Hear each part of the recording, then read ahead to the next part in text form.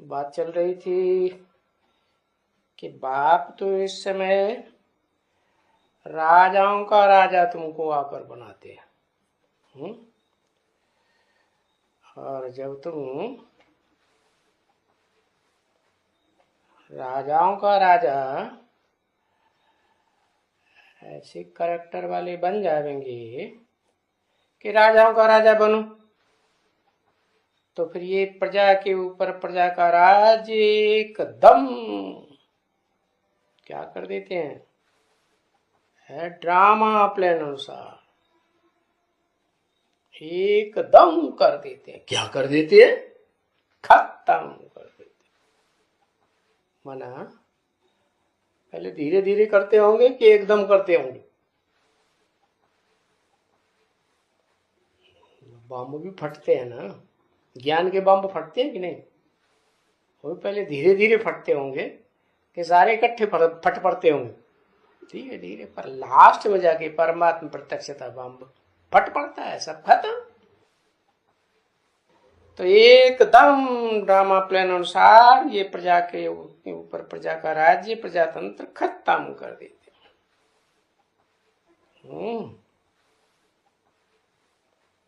सो बाप इस समय में आकर के सब समझाते हैं।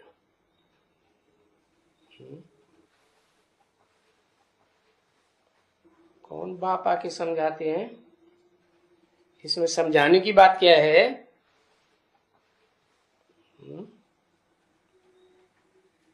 शिव बाप आकर के मनुष्य सृष्टि के बाप में आकर के सब समझानी देते हैं, समझानी देते हैं या सिर्फ सुना के चले जाते हैं? सुनने से काम नहीं चलता, सिर्फ सुनने सुनाने से। समझाते भी हैं। ये जो बिल्कुल ही राजाओं के राजा थे, वो अभी इसमें ये धर्म भ्रष्ट कर्म भ्रष्ट, इसमें किसमें? अरे प्रजातंत्र राज्य में धर्म भ्रष्ट, इनकी धारणाएं भी भ्रष्ट हो गई। धर्म की धारणाएं होती है ना, भ्रष्ट हो गई। कर्म भी भ्रष्ट हो गए। कर्मेंद्रियों से कर्म होते हैं ना, है भ्रष्ट कर्म किसे कहा जाता है? श्रेष्ठ कर्म किसे कहा जाता है? भ्रष्ट कर्म कर किया आंखों से ही थोड़ा होता है, सभी कर्मेंद्रियों से ज्ञानेंद्रियों से भ्रष्ट कर्म होते हैं। जिससे किसी को दुख हो वो हो गया भ्रष्ट कर्म, और सुख हो तो हो गया श्रेष्ठ कर्म। और वो ज्ञानेंद्रियों से भी होता है तो भ्रष्ट इंद्रियों से भी होता है। उसका मूल है क्या? ज्ञानेंद्रियों से भी विचार होता है और कर्मेंद्रियों से भी विचार होता है। ज्ञानेंद्रियों में मुख है कि नहीं? है। मुख से बातें करते हैं तो विचार होता है कि नहीं? है। किससे बातें करनी है? एक से या अनेकों से? है एक से। अब वो तो निराकार है, बिंदी है, किससे बातें करें? कोई देखने में आता है, मालूम पड़ता है क्या? है विश्वास कैसे हो? हाँ, सागर में आया।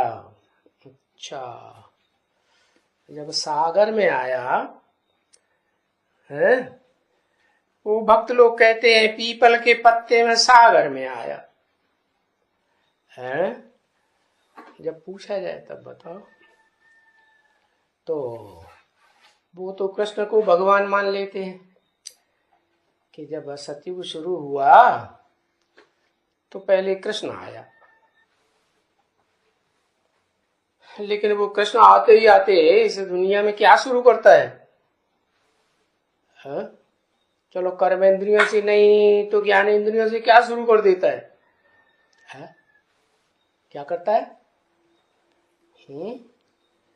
दृष्टि लेना, दृष्टि देना, कर्मेंद्रियों का काम शुरू कर देता है।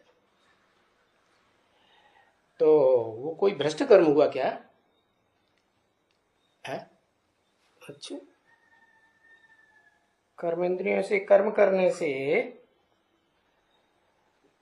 जो संतान पैदा होगी, होगी या नहीं होगी?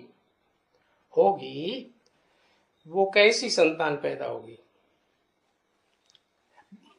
ज्ञानेंद्रियों से, बल देवताएं ज्ञानेंद्रियों से कर्म करते हैं, ज्ञानेंद्रियों संतान पैदा करते हैं। उतरती कला की संतान पैदा होगी या चढ़ती कला की संतान पैदा होगी? उतरती कला की संतान पैदा होगी। और वो उसने शुरुआत कर दी तो सारी सृष्टि जन्म जन्मांतर नीचे ही उतरती रहेगी कि चढ़ेगी? कभी नीचे ही उतरती रहेगी।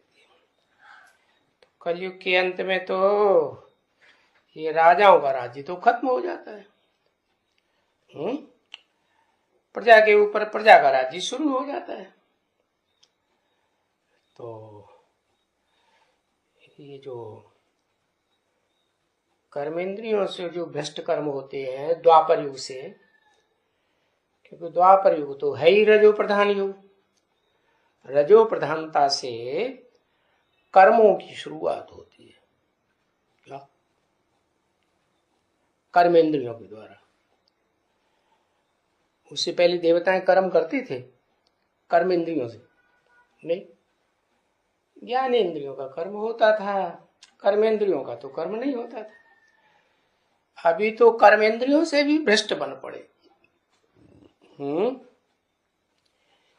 इब्राहिम आता है 2500 साल पहले, क्योंकि उससे पहले तो 2500 साल स्वर्ग था इस सृष्टि पर, हेवनली गॉडफादर ने स्थापन किया।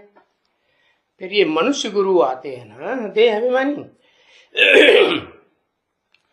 तो ये कर्मेंद्रियों का काम शुरू करते हैं। ये भ्रष्ट इंद्रियां कही जाती है ना, कर्मेंद्रियां भ्रष्ट इंद्रियां हैं या श्रेष्ठ इंद्रियां?